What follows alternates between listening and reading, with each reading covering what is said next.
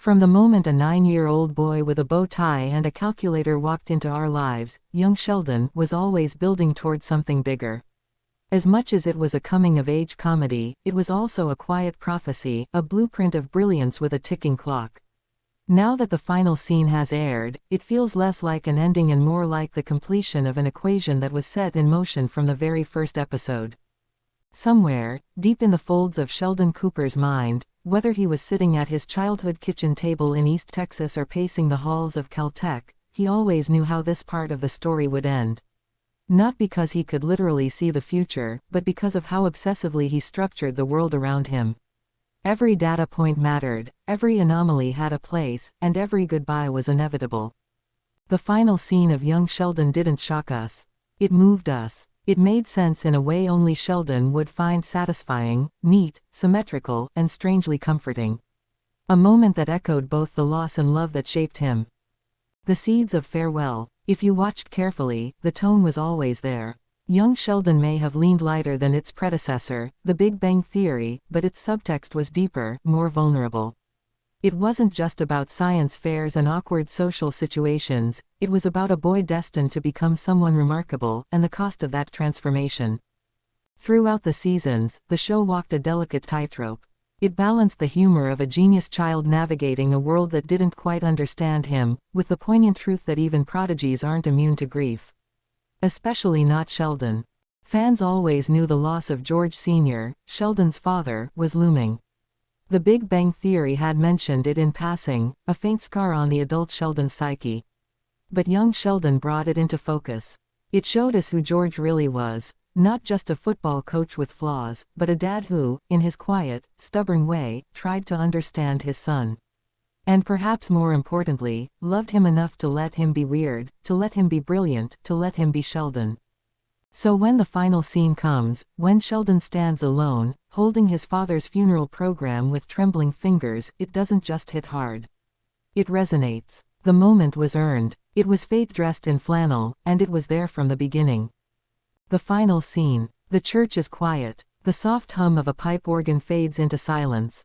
Rows of mourners sit with bowed heads, but Sheldon stands near the back, slightly apart, as if observing from a safe emotional distance, a habit he's carried all his life. His hands are clasped tightly around the program, the edges crumpling under pressure. A speech is being given, something generic about fatherhood, strength, community. But Sheldon isn't really listening. His mind is in motion. Suddenly, the young boy lifts his gaze toward the ceiling, an old fan spins lazily above, and then he turns his head slightly as if he's heard something only he can hear. It's not a sound, it's memory, a voice, a presence that lingers in the neural pathways of a brilliant, grieving mind. Then, in a seamless visual transition, the camera moves, spinning gently, and the boy becomes a man. A flash forward. Adult Sheldon, played by Jim Parsons once again, is sitting at his desk, writing. It's odd, he narrates in voiceover. For a long time, I thought of my childhood as a series of puzzles and numbers, a progression of intellectual victories. But in truth, it was about people. My family, my father. He pauses, looking at an old photograph of George Sr. tucked into the corner of a chalkboard filled with equations. I wasn't ready then. I don't know if I ever was. But he was proud of me, even when I was hard to love. This was the end, but also a loop. The series that began with a boy trying to understand a world too emotional and unpredictable to quantify ends with a man realizing that some things are beautiful precisely because they can't be solved. Why it was always leading here. The final scene didn't just close a story, it validated it.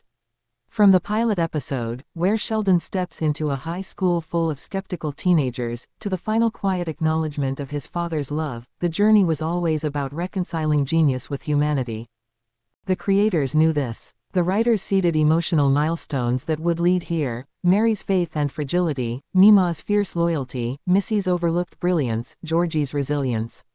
And of course, George Sr.'s quiet battle to hold a family together under the weight of future legends. In hindsight, each moment feels like foreshadowing. George staying up late to help Sheldon with an experiment. A rare father-son baseball game that ends in laughter. The night Sheldon gets into Caltech and George hides the tears behind a smile. All of it built to that final scene, where the boy with the highest IQ in Texas finally learns something he can't measure. Loss. But also love. Beyond the finale. As the screen fades to black, and the credits roll over a soft instrumental version of the show's theme, we're left with more than closure. We're given the full weight of perspective. Young Sheldon was always the emotional prequel The Big Bang Theory never tried to be.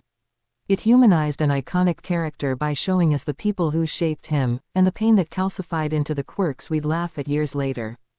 The final scene was, in many ways, not just the ending of young Sheldon, but the true origin story of The Big Bang Theory's Sheldon Cooper. A boy at a funeral. A man at a desk. 2 points in time connected by a single, unwavering truth: he was loved. And maybe, in the end, that was the real equation being solved all along. Let me know if you want this adapted into a script, voiceover format, or shortened for a post or video.